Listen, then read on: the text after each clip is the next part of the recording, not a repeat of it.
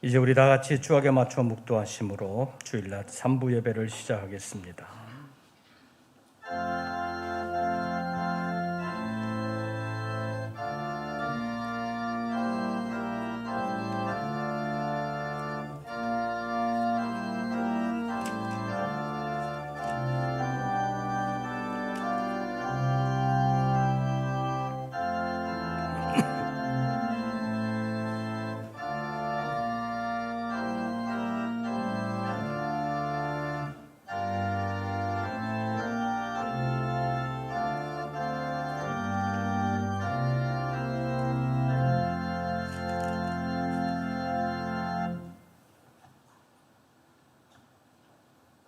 한 시내가 있어 난 위에 홀로 하나님의 성 곧 지존하신 이의 성소를 기쁘게 하도다. 하나님이 그 성중에 계심에 성이 흔들리지 아니할 것이라. 새벽에 하나님이 도우시리로다. 하나님은 영이시니 예배하는 자가 영과 진리로 예배할지니라. 아멘. 오늘도 저희들에게 하나님의 생명의 생수로 공급해 주시기 위하여 예배의 자리로 부르시고 함께 하시는 하나님 감사합니다. 우리가 성소를 통하여 내리시는 하나님의 생수를 공급받고 이 생수를 세상에 전하는 일에 쓰임받을 수 있도록 우리의 속사람을 강건하게 하시고 하나님의 생명으로 풍성하게 하여 주시옵소서. 오늘의 예배를 위하여 머리 숙인 우리 모든 권속들에게 찾아와 주시고 우리의 영육을 강건하게 하여 주시옵소서. 오늘의 예배를 통하여 하나님 임재하시고 영광 받으실 뿐만 아니라 역사해 주심을 믿사오며 우리 주 예수 그리스도의 이름으로 기원하옵나이다. 아멘. 찬송가 42장을 함께 부르시겠습니다.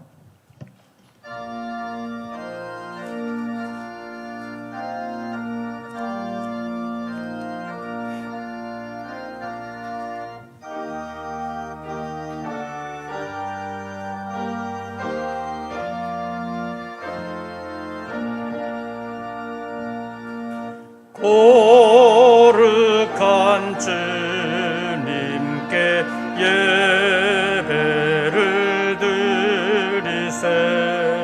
무릎을 꿇고서 영광 돌려 금 같은 순종과 향기로운 주님께 바쳐서 경배하세. 주 앞에 삼가서 겸손히 행하면 주 너를 언제나 돌보시리. 말씀엔 위로와 기도의 응답을 내 갈 길 바르게 인도하리. 주 앞에 설 때에 두려워 말아라. 가난한 누리 도우시리.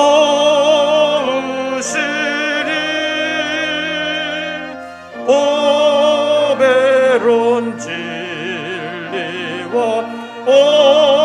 온유한 사랑은 주님께 귀한 예물.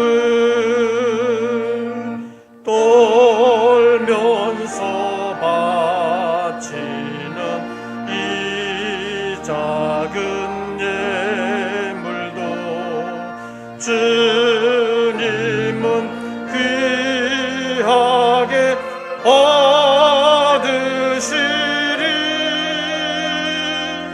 어두운 밤 지나고 새 아침 맞으니 믿음과 소망을 늘 주시리.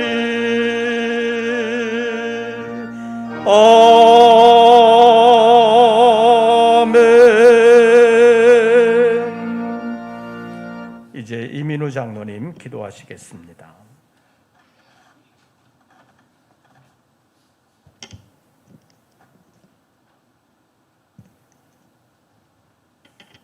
영원부터 영원까지 변치 않으시는 하나님,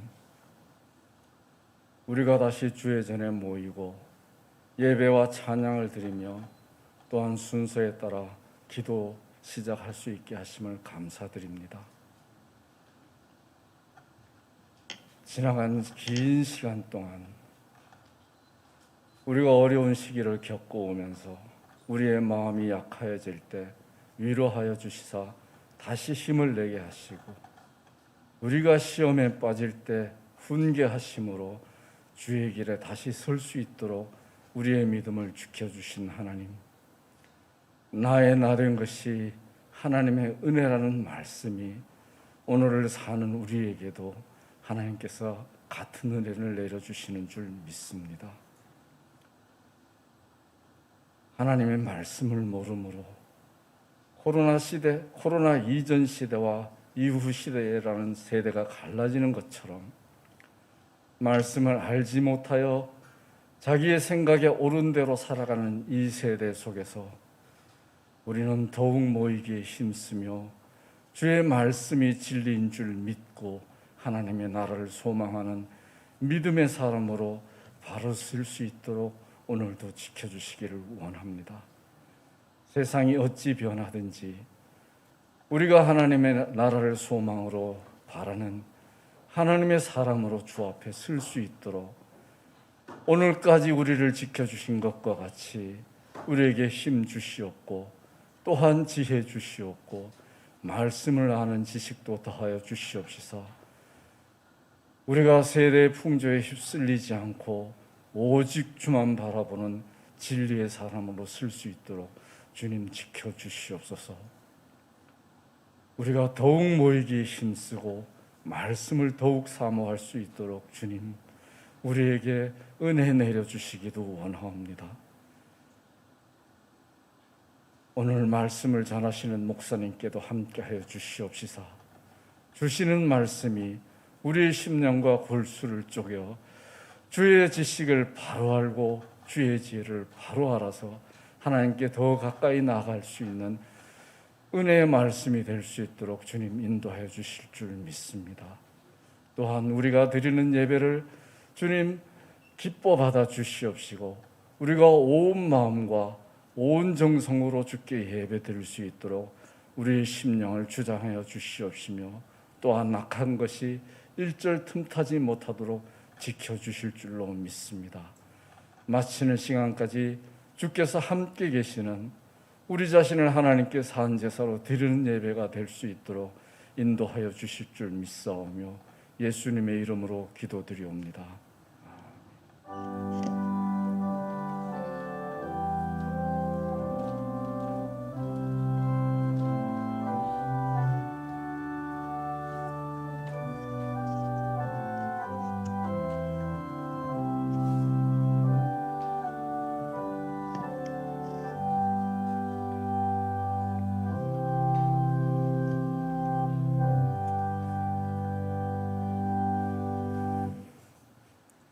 오늘 우리에게 주시는 하나님의 말씀을 찾습니다.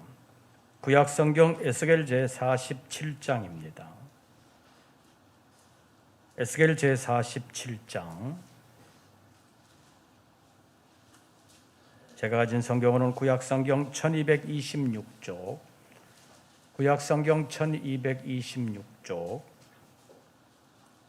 에스겔 제47장 6절부터 12절까지의 말씀.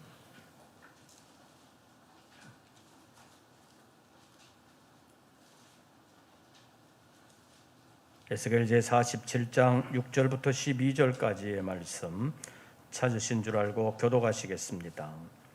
6절 말씀을 제가 먼저 봉독합니다.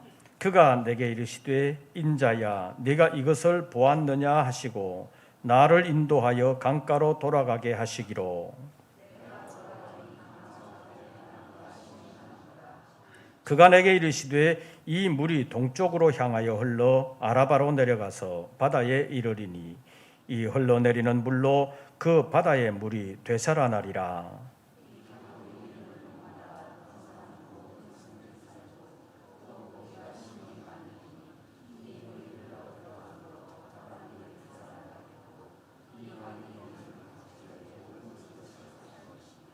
또 이 강가에 어부가 설 것이니 엔게디에서부터 에네글라임까지 그물 치는 곳이 될 것이라. 그 고기가 각기 종류를 따라 큰 바다의 고기같이 심이 많으려니와.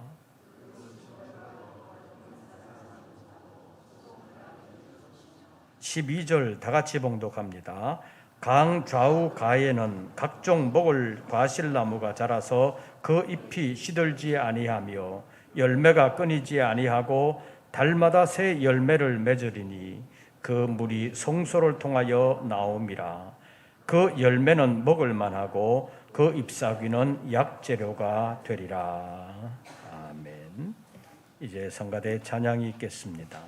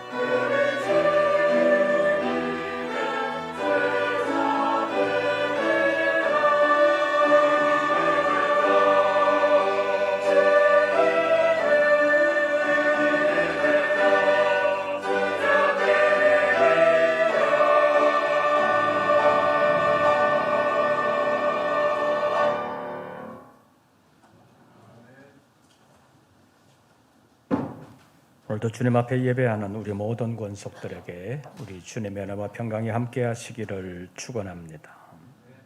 서로 인사 나누겠습니다. 반갑습니다. 코로나가 어중간해가지고 완전히 끝난 것도 아니고 심한 것도 아니고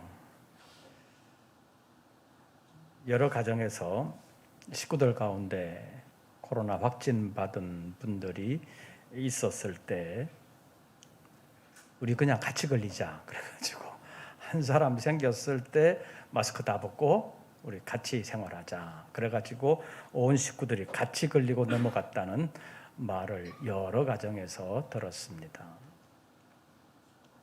그것은 개별적으로 격리를 시차적으로 하면 온 가정이 몇 달 동안 격리해야 되는 그런 사정이 생겨서 기왕 지나가는 거 한꺼번에 우리가 하고 지나가자. 그래서 그렇게 했다는 가정이 여러 있었던 것을 우리 목사님들을 통해서 들을 수 있었습니다. 그래도 아직 완전히 끝나지 않았기 때문에 좀 찜찜한 분들이 있지요. 교회에 오셔서도 되도록이면 멀리 떨어져 앉고 싶고 같이 안부터 앉고 싶고 그래서 여러 가지 어려움이 있습니다. 예배 순서에도 시간을 좀 절약하기 위해서 그동안 생략했던 순서들이 있는데 좀 빨리 재개하면서 회복을 했으면 좋겠습니다. 그래서 예배도 지금 1, 2, 3부 때문에 시간이 없어서 순서도 빼고 여러 가지를 요약해서 하고 있는데 2부를 줄이고 1부, 3부로 옛날처럼 그렇게 돌아가야 되지 않냐 그렇게 말씀하시는 분들도 있어서 지금 좀 고민하고 있습니다. 모든 예배가 정상적으로 회복될 수 있도록 기도해 주시고 여러분들도 믿음의 담력을 가지고 주님과 함께 승리하는 우리 모든 권속들 되시기를 바랍니다.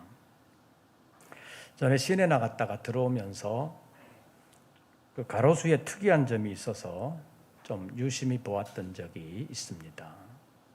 안양천 광명 쪽으로 가로수 가운데 너티나무가 쭉 늘어서 있는데 그 너티나무 가운데서 중간 윗부분만 말라 있는 그런 나무들이 한두 그루가 아니라 여러 그루가 그렇게 되어 있는 것을 봤습니다. 그동안 봄 가뭄이 아주 심했기 때문에 봄 지나고 여름 들어서면서도 비가 오지를 않아서 아마도 뿌리에서부터 물이 나무 꼭대기까지 올라가야 되는데 그렇지 못한 나무들이 있는 것 같아서 아마 윗부분만 마른 것이 아닌가 그런 생각이 들었습니다. 이번 주말부터 중부 지역에 장마가 시작되어서 한 달 정도 계속될 것 같다는 보도가 있었습니다.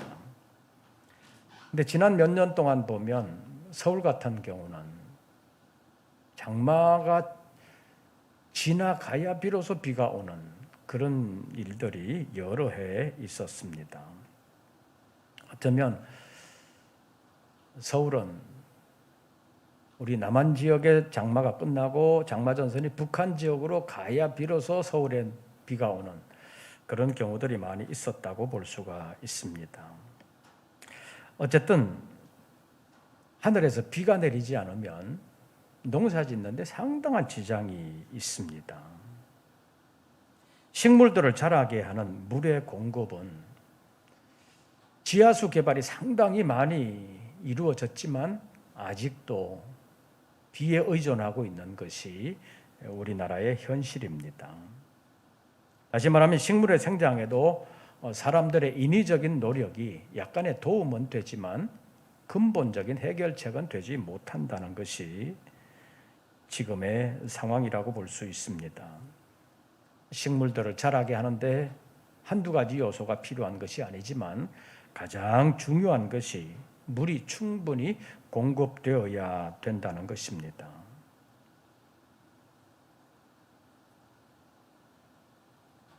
여러분들이 TV에서도 보시지만 그 사막 지역 같은 데는 건기와 우기가 분명하게 구분되는 데가 많은데, 건기 때는 바짝 말라가지고 완전히 사막처럼 되어 있다가 우기가 시작되면 갑자기 풀들이 많이 자라면서 풀의 숲을 이루는 것을 많이 볼 수가 있습니다.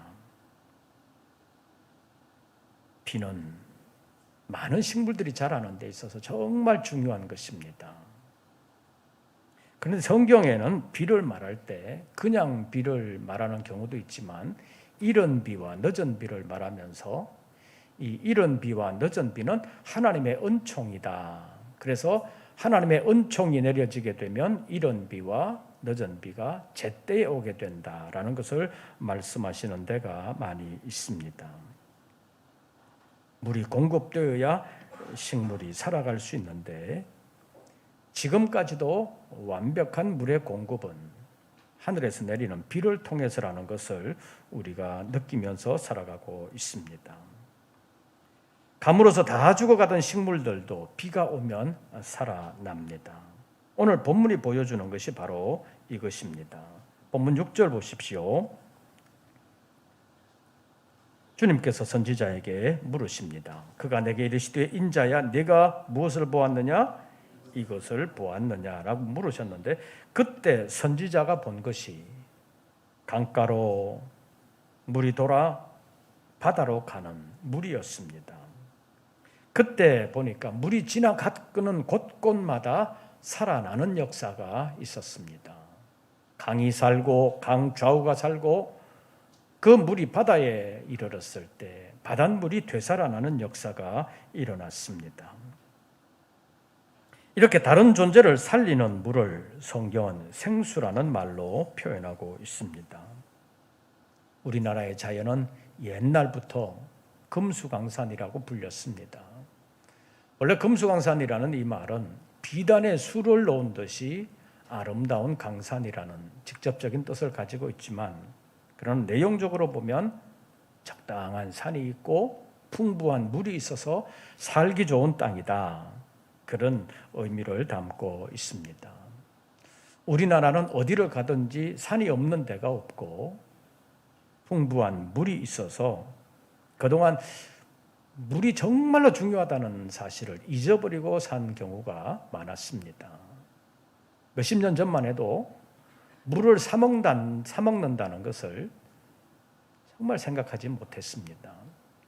그때 외국에서 물을 사 먹는데 그 물이 어떤 나라는 석유값보다 비싸다, 그런 얘기를 들으면서 야, 그런 데서 어떻게 사람이 사냐, 그런 생각을 했는데, 지금 우리나라도 이제 물 부족 국가에 들어갔다고 하고 많은 분들이 마트에서 생수를 사 먹잖아요.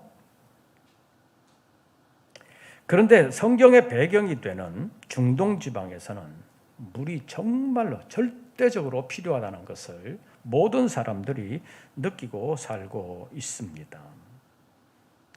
그 사람들은 물의 중요성을 정말로 아는 사람들이라고 말할 수 있습니다. 그런데 물의 중요성은 아는 것으로 그치어서는 안 됩니다. 왜냐하면 물을 공급받는 것이 물의 중요성을 아는 것보다 훨씬 더 중요하기 때문입니다. 아무리 물이 중요하다는 것을 알아도 실제적으로 물을 공급받지 못하면 살아갈 수가 없기 때문입니다. 그런데 에스겔서 47장은 물이 어디에서 나오는지를 분명하게 보여주고 있습니다. 에스겔서 47장 1절 말씀을 보면 그가 나를 데리고 성전 문에 이르시니 성전의 앞면이 동쪽을 향하였는데 그 문지방 밑에서 물이 나와 동쪽으로 흐르다가 성전 오른쪽 제단 남쪽으로 흘러내리더라, 이런 표현이 있습니다. 만물을 살리는 생수의 근원이 성전이라는 것을 보여주고 있습니다. 그래서 오늘은 생수의 근원이라는 제목으로 잠깐 말씀을 상고하려고 합니다. 첫째로 만물들의 진정한 생명은 하나님으로부터 나온다는 사실을 우리가 알아야 합니다. 다시 말하면 하나님이 살려주셔야 살아갈 수 있다는 것입니다. 반대로 말하면 하나님을 떠나서는 살 수 없다는 말입니다. 예레미야 2장 13절 말씀에 보면 하나님께서 예레미야 선지자를 통해서 이스라엘 백성들의 죄악을 두 가지로 지적하셨습니다.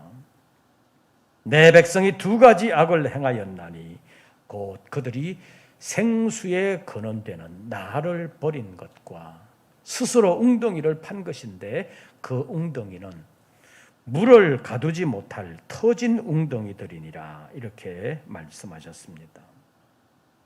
이스라엘 백성들의 믿음이 하나님을 떠나 다른 신에게로 주변의 다른 민족들처럼 우상을 숭배하는 일들이 많이 일어나게 된 것을 지적하는 말씀입니다.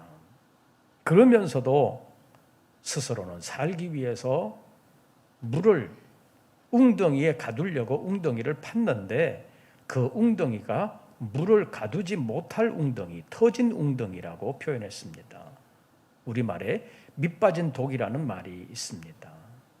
독에다가 물을 채우려고 아무리 부어도 밑에 구멍이 나면 아무리 부어도 물은 저장되지를 않는 것처럼 이스라엘 백성들이 물이 있어야 산다는 것은 알면서도 그 물이 하나님께로부터 나온다는 사실을 알지 못하고 스스로 물을 보관해 보겠다고 웅덩이를 팠지만 그 웅덩이를 파는 모든 수고는 헛것이 되고 말았다는 것을 성경이 말씀하고 있습니다. 하나님을 떠난 이스라엘 백성들의 믿음을 마치 남편을 떠난 음란한 여인처럼 묘사하는 경우도 많은데 예레미야 2장 13절에서는 생수에 근원되는 하나님을 떠난 것으로 표현하고 있습니다. 생수의 근원을 떠났다는 말은 생수를 공급받지 못할 상황이 되었다는 것입니다. 그래서 웅덩이를 스스로 팠지만 그 웅덩이를 파는 노력도 결국 터진 웅덩이가 되어 헛수고가 되었다는 것을 성경이 말씀하고 있습니다. 하나님을 떠난 인생들의 모든 수고는 헛것이 되고 만다는 것입니다. 예레미야 17장 13절 말씀을 보면 무릇 여호와를 버리거나 여호와를 떠난다는 것을 생수의 근원이신 여호와를 버리는 것으로 표현하고 있습니다. 일반적으로 육신의 물은 마시지 아니하면 목이 마르고 계속해서 마시지 않으면 속이 타들어가면서 견딜 수가 없는데 영적인 생수를 공급받지 못하는 것에 대해서 제대로 느끼지 못할 때가 있습니다. 이스라엘 백성들이 하나님을 떠나면서도 자신의 영혼이 살지 못한다는 사실을 알지를 못했고 죽을 것이라는 생각을 전혀 하지 못했던 때가 많았습니다. 옛날 에덴 동산에서 아담 하와가 하나님의 명령에 불순종하고 선악과를 따먹을 때도 그랬습니다. 창세기 2장 16절과 17절 말씀을 보면 하나님께서 아담 하와를 에덴 동산에 두시면서 동산나무의 모든 열매를 너희가 마음대로 먹어라. 그러나 선악을 알게 하는 나무의 열매는 먹지 말아라. 내가 그것을 먹는 날에는 반드시 죽으리라고 경고하셨습니다. 그런데 선악과를 따먹으면서도 아담 하와는 반드시 죽으리라는 주님의 말씀을 기억하지를 못했습니다. 그래서 따먹으면서도 죽음에 대한 두려움이 없었습니다. 도리어 그것을 따먹으면 하나님처럼 될 것이라는 헛된 망상에 사로잡혀 있었던 것입니다. 하나님의 말씀보다는 뱀의 유혹, 사탄의 유혹으로 그들의 마음속에 가득 찼기 때문입니다. 그들은 결국 두려움 없이 선악과를 따먹었고 따먹은 결과는 결국 죽음으로 끝났습니다. 그들이 하나님의 말씀을 잊어버렸다고 해서 그들의 불순종이 정당화되지는 않는다는 것입니다. 이런 것은 일반 사회법에서도 마찬가지입니다. 일반 사회에서 어떤 불법 행위를 하거나 죄를 저질러 놓고 나는 몰랐다고 말한다고 해서 처벌을 면하는 것은 아니라는 사실입니다. 이스라엘 백성들이 하나님을 떠나면 죽는다는 사실이 성경에 분명하게 기록되어 있음에도 불구하고, 선지자들은 때마다 하나님의 말씀을 전했음에도 불구하고 이스라엘 백성들은 그 말씀을 마음에 담지 못하고 세상 가는 대로 자기들을 맡겼던 일들이 있었습니다. 그래서 하나님을 떠나는 일들이 많았는데 그것을 성경은 생수의 근원이신 하나님을 떠났다 이렇게 표현하고 있습니다. 하나님은 생수의 근원이 되시기 때문에 하나님을 떠나면 생수를 공급받지 못하여 결국 죽음에 이른다는 것을 성경이 경고하고 있습니다. 두 번째로 생명을 살리는 생수가 성전으로부터 나온다는 것을 오늘 본문이 보여주고 있습니다. 이것은 성전을 통하여 하나님의 백성들을 살리는 일을 지금도 하신다는 말씀입니다.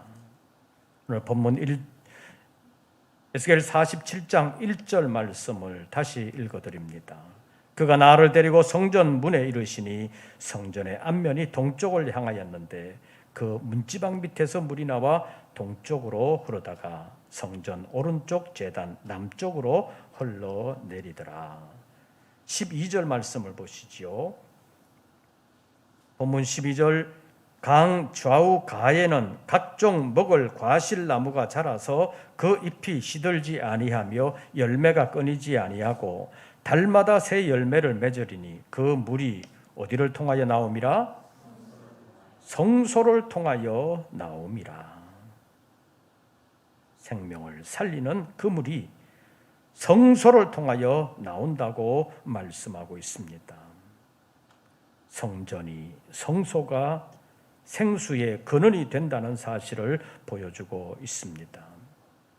여기 성전이라는 것은 건물 자체를 말하는 것이 아니라 하나님의 임재의 장소를 성전이라고 표현하는 것입니다. 그래서 성전을 하나님의 집이라는 말로 표현합니다. 신약에서는 이 하나님의 집을 하나님의 교회라고 표현합니다. 사도 바울이 디모데에게 편지하면서 디모데전서 13장 15절 말씀을 보면 하나님의 집에 대하여 설명을 하면서 이 집은 살아계신 하나님의 교회요 진리의 기둥과 터이라고 말씀을 했습니다. 그래서 하나님은 이제 교회를 통하여 하나님의 백성들을 살리는 일을 하시는 것입니다. 교회는 생명을 살리는 일을 위하여 주님께서 세우신 특별한 기관이라고 말할 수 있습니다. 그래서 교회를 통하여 하나님의 뜻이 무엇인지 계시하고 계시고, 교회를 통하여 택할 백성을 부르시고, 교회를 통하여 훈련시키시고, 교회를 통하여 그들을 구원하시는 일을 지금도 하신다는 것입니다. 에베소서 3장 10절과 11절 말씀에서 이제 교회로 말미암아 하늘에 있는 통치자들과 권세들에게 하나님의 각종 지혜를 알게 하려 하신다고 말씀하시면서 이 모든 일들은 영원부터 우리 주 그리스도 예수 안에서 예정하신 뜻대로 하시는 것이라고 말씀하고 있습니다. 교회를 통하여 하나님의 지혜를 계시해 주십니다. 교회를 통하여 구원의 생수를 공급해 주신다는 것입니다. 지금은 교회가 사회로부터 욕을 먹는 일들도 있습니다. 그렇게 욕을 먹는 이유는 교회에 소속된 사람의 잘못 때문에 하나님의 영광을 가린 것이지, 하나님께서 교회 자체를 부정하시거나 교회의 기능 자체를 완전히 없애버린 것은 아니라는 사실을 알아야 합니다. 교회에 속한 목회자들과 우리 성도들의 삶이 하나님께 영광 돌리기 위해서 새로워져야 합니다. 어둠에는 빛을 발하고 죽어가는 세상을 살리는 일에 우리는 어떻게 쓰임 받고 있는지, 나는 내가 지금 살아 있음이 세상에는 어떤 유익을 주고 있는지 그것을 생각해 볼 필요가 있습니다. 교회는 생명을 살리는 기관입니다. 그래서 생명을 살리는 그 일을 위하여 나는 무슨 일을 하고 있는지를 잘 생각해 보시면서 하나님의 영광을 가리는 사람이 아니라 하나님의 영광을 드러내는 사람이요 하나님의 구원을 위한 일에 쓰임받는 우리 모든 성도들 되시기를 바랍니다. 구원의 생수가 성전으로부터 나온 것처럼 생명의 복음이 교회를 통하여 전파된다는 사실을 알고 세상을 구원하는 일에 아름답게 쓰임받을 수 있는 우리 모든 권속들 되시기를 바랍니다. 교회는 아직도 세상을 구원하는 유일한 기관입니다. 하나님은 세상의 다른 기관을 통해서 택한 백성들을 구원하시는 것이 아니라 교회를 통하여 구원하시고 교회를 통하여 하나님의 뜻을 전파하신다고 말할 수 있습니다. 오직 교회를 통하여 택한 백성들을 부르시고 교회를 통하여 훈련시키시고 교회를 통하여 구원하시는 것입니다. 그래서 교회를 구원의 어머니라고 부르기도 하는 것입니다. 하나님은 전지전능하신 하나님이시기 때문에 모르시는 것이 없고 못하실 것이 없는 하나님이시고 또 하나님은 무소부재하신다는 말로 표현되는 것처럼 하나님의 통치가 안 미치는 것이 없어 하나님은 어디에나 계신다라고 하나님을 설명하는 것처럼 하나님은 모든 곳에 계시면서 하나님의 뜻을 이루어 가시지만 특별히 교회를 하나님의 임재의 특별한 상징으로 부르고 있는 것은 하나님께서 교회를 통하여 일하시는 특별한 일이 있기 때문입니다. 특별히 성경은 교회를 그리스도의 몸이요 교회의 머리는 그리스도라고 말하는 것은 교회는 예수 그리스도께서 세우신 특별한 기관이라는 교훈입니다. 교회는 예수 그리스도의 십자가 죽으심과 부활을 통하여 새롭게 생긴 기관입니다. 하나님은 이 교회를 통하여 생명을 살리기를 원하시고 이 교회를 통하여 생명의 복음 전하시기를 원하십니다. 그래서 교회를 통하여 백성들에게 하나님의 각종 지혜를 드러내시고 교회를 통하여 택한 백성들을 구원하십니다. 교회는 하나님의 구원을 위한 유일한 기관이기 때문에 코로나 시대를 맞이하면서 이단들 때문에 교회가 욕을 먹는 일들이 많았지만 그래도 교회는 하나님의 구원을 위한 유일한 기관이기 때문에 교회는 세상의 유일한 희망이라는 사실을 잊지 마시기를 바랍니다. 지금도 하나님은 교회를 통하여 택한 백성들을 구원하시는 일을 계속하고 계십니다. 이것이 오늘 본문에서 성전에서 생수가 나오는 것을 보여주신 목적이라고 말할 수 있습니다. 그렇다면 교회를 교회되게 하는 것은 무엇이겠습니까? 교회는 생명을 살리는 생수를 공급하는 곳입니다. 하나님의 복음이라는 생수를 통해서 세상을 구원하는 일을 하나님은 지금도 하신다는 사실입니다. 베드로전서 1장 23절 말씀에 보면 베드로를 통해서 우리에게 말씀하시기를 너희가 거듭난 것이 썩어질 씨로 된 것이 아니라 썩지 아니할 씨로 된 것이니 그러면서 이 썩지 아니할 씨가 무엇인지를 설명해 주십니다. 살아있고 항상 있는 하나님의 말씀으로 되었느니라. 우리가 어떻게 거듭났느냐? 살아있고 항상 있는 하나님의 말씀으로 살아났는데 살아있고 항상 있는 이 말씀이 무엇이냐? 베드로전서 1장 25절에서 말하기를 너희에게 전한 복음이 곧 이 말씀이니라. 우리를 구원한 복음은 우리가 받은 복음이라는 것을 성경이 말씀하고 있습니다. 하나님의 복음이 우리를 거듭나게 하셨고 우리를 구원해 주셨다는 말씀입니다. 그래서 이제 백성들을 살리는 생수, 생명수는 하나님의 복음이라는 것을 말하고 있습니다. 그래서 이제는 세상의 국어사전에도 생수라는 말은 살게 하는 물을 말하는 것인데, 기독교에서는 영원한 영적 생명에 필요한 물이라는 뜻으로 하나님의 복음을 비유적으로 이루는 말이다, 이렇게 설명하고 있습니다.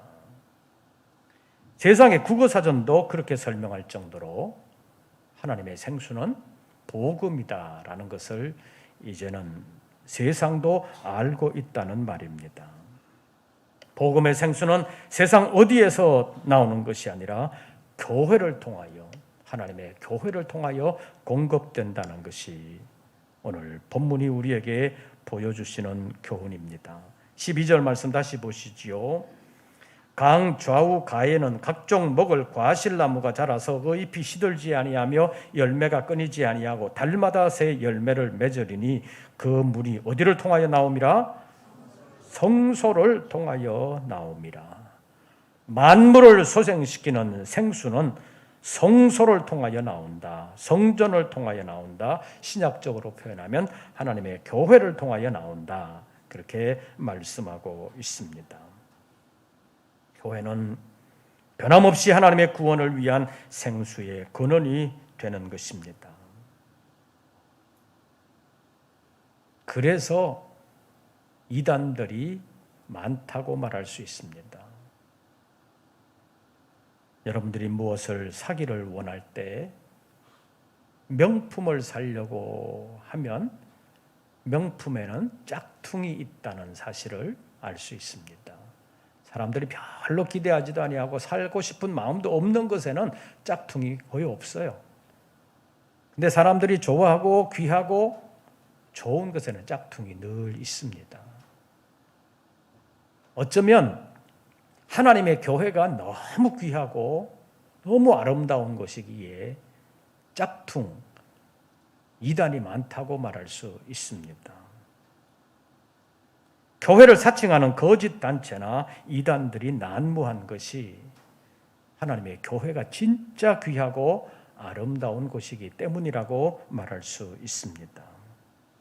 교회의 역할을 방해하는 사탄의 계략이 많이 있지만 그럼에도 불구하고 교회는 유일한 생수의 근원이 되고 하나님께서 세상을 구원하기 위한 기관으로 세우셨다는 사실을 알고 우리는 교회에 소속된 지체라는 사실을 생각하면서 나는 지금 세상을 구원하는 일에 어떤 일로 쓰임받고 있을까 생각하시면서 내가 생수를 공급받는 것으로만 그치는 것이 아니라 내가 공급받은 생수를 통해서 내가 살고 나를 통하여 세상이 사는 일에 쓰임받을 수 있는 우리 모든 권속들 되시기를 바랍니다. 그래서 짝퉁이 많은 세상에서 정말 조심해야 합니다. 진짜 같은 가짜, 어떻게 보면 진짜보다도 더 진짜 같은 가짜들이 세상에 너무나도 많기 때문입니다. 교회 무용론이 팽배한 이 사회 속에서도 세상을 살리는 진정한 생수는 진정한 교회로부터 나온다는 사실을 알아야 합니다. 교회를 통하여 하나님의 각종 지혜가 계시되고 있고 성경 계시가 올바르게 가르쳐지는 곳이 진정한 교회입니다. 사람이 많이 모이는 것이 진정한 교회가 아니라 진리의 말씀, 생수가 정상적으로 공급되는 곳이 진정한 교회라고 말할 수 있습니다. 그래서 우리 모든 성도들은 교회 생활을 통하여 하나님의 생수를 공급받고 내 영혼이 살 뿐만 아니라 내가 하나님의 생수를 공급하는 일에 더 귀하게 쓰임받을 수 있는 사람이 되도록 우리의 믿음을 새롭게 하고 하나님을 더욱더 의지함으로 하나님의 생명으로 더욱더 풍성해지는 우리 교회 소속된 모든 권속들 되시기를 주의 이름으로 축원합니다. 기도하겠습니다. 오늘도 저희들을 불러주심을 감사합니다. 하나님의 생수가 지금 머리 숙인 우리 모든 권속들에게 풍성하게 공급되게 하여 주시옵소서. 생수의 근원이 되시는 주님께서 우리 모든 성도들의 심령에 하나님의 생수를 공급해 주시옵소서. 하나님의 생수를 공급받는 우리 모든 성도들이 세상을 살리는 일에도 쓰임받을 수 있도록 믿음을 새롭게 하시며 세상을 두려워하지 아니하고 세상과 싸워 이기면서 하나님의 구원을 위하여 쓰임받는 우리 모든 권속들 되게 하여 주시옵소서. 예수님의 이름으로 기도하옵나이다. 아멘. 찬송가 182장을 부르시면서 준비하신 예물 드리겠습니다.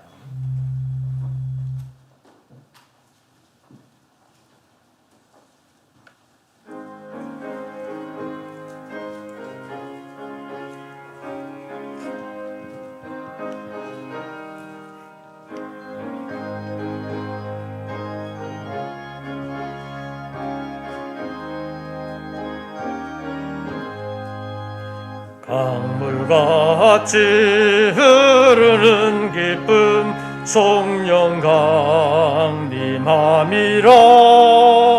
정결한 마음 영원하도록 주의 거처 되겠네. 주님 주시는 참된 평화가 내 맘속에 넘치네. 주의 말씀에 고센 풍랑도 잠잠하게 되도다.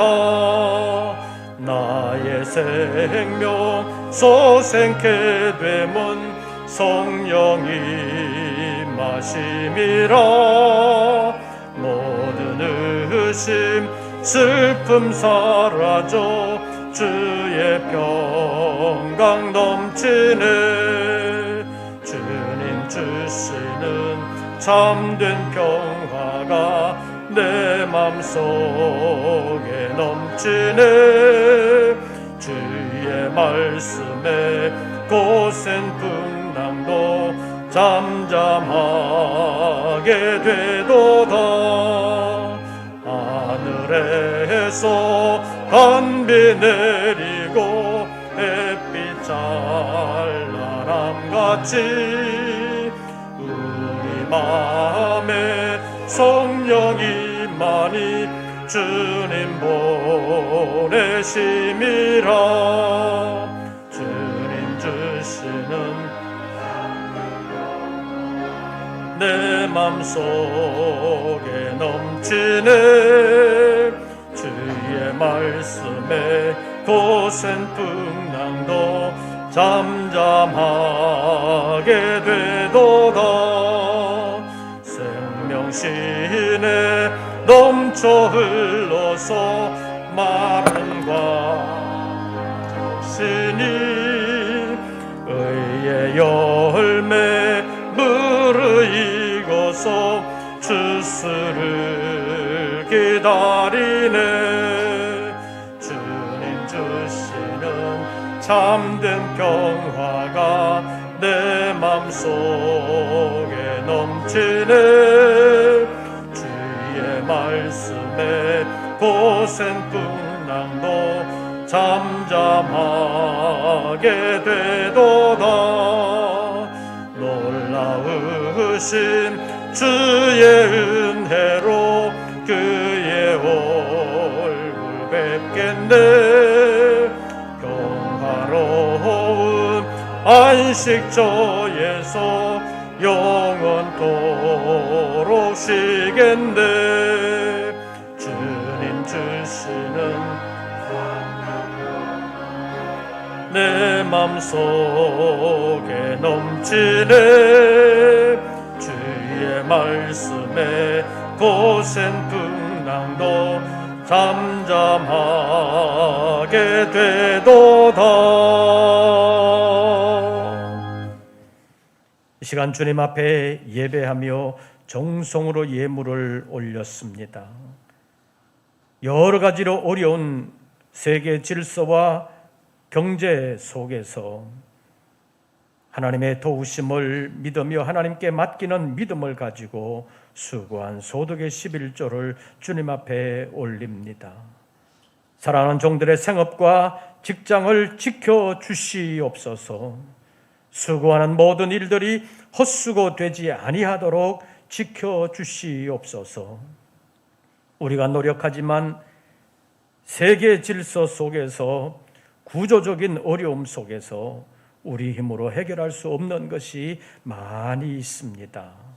우리 모든 성도들을 지켜주시옵소서. 생수의 근원이신 주님께서 영원한 생수로 늘 공급하여 주시옵소서. 어려운 환경임에도 불구하고 그 가운데서도 베풀어 주시는 하나님의 은혜가 있는 것을 기억하고 감사하는 심령들, 감사의 마음 끊어지지 아니할 뿐만 아니라 주님의 일에 동참하기를 원하여 선교의 예물을 올리는 사랑하는 종들의 정성에도 주님 연락하옵시고, 복음이 전해지는 곳곳마다 하나님의 능력이 나타나 많은 사람을 살리게 하시고, 세상 교훈의 풍조가 많은 사람들을 휩쓸고 가는 이 시대 가운데서도 생명의 복음이 하나님의 백성들을 살릴 수 있도록 하나님 역사하여 주시옵소서. 다시 세상으로 나아가면 여전한 어려움이 있습니다. 믿음의 담력과 능력을 더하여 주사 아름답게 승리하는 우리 모든 권속들 되게 하여 주시옵소서. 세상을 부러워하지도 않을 뿐만 아니라 세상을 두려워하지도 아니할 수 있도록 하나님의 복음에 대한 자부심과 함께 십자가의 용사들이 되어 험악한 세상을 아름답게 이겨나가는 우리 모든 권속들 되게 하여 주시옵소서. 이제는 우리 구주 예수 그리스도의 은혜와 아버지 하나님의 크신 사랑과 성령님의 교통하심이 믿음을 새롭게 하며 험악한 세대 가운데서도 하나님의 생수가 주님과 주님의 교회로부터 흘러나오는 것임을 알고 믿음으로 주님을 더욱더 의지하며 주님의 교회와 함께하기를 원하는 우리 모든 권속들 위에 이제부터 영원토록 함께하시기를 축원하옵나이다. 아멘.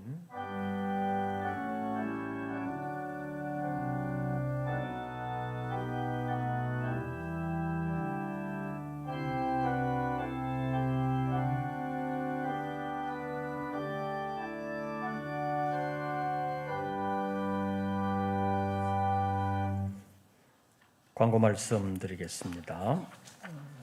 아까 설교 초두에 말씀드린 것처럼 예배로서 완전히 회복될 수 있도록 기도해 주시기를 바랍니다. 시간 제약이 있기 때문에 지금 2부 예배를 없애고 1부, 3부로만 해야 되나 그런 고민을 지금 하고 있습니다. 오늘부터 장로님들의 기도는 시작했는데 또 다른 예배 순서들은 아직 생략된 상태입니다. 여러분들 기도해 주시기를 바랍니다. 그리고 성경 표지가 헤어져서 성경 표지를 바꾸시기를 원하시는 분들은 다음 주일까지 목회행정실로 신청해 주시기를 바랍니다. 그리고 몇 년 동안 우리 교회에서 임직된 항존직들, 시무권사님들과 안수집사님들을 위한 은퇴식을 못 해드렸는데 다음 주 3부 예배 후에 간단한 은퇴식을 가질 예정입니다. 그리고 앞으로는 매년 12월에 그해 은퇴하시는 분들을 위한 은퇴식을 가질 예정입니다. 여러분들 기도해 주시기를 바랍니다. 그리고 각 기관의 원래회를 비롯한 기관 모임은 자유롭게 해 주시기를 바랍니다. 나머지 광고들은 주보를 참고해 주시기를 바랍니다. 새로운 한 주간 주 안에서 평안하시고 승리하시기를 빕니다. 이것으로서 3부 예배를 모두 마치겠습니다.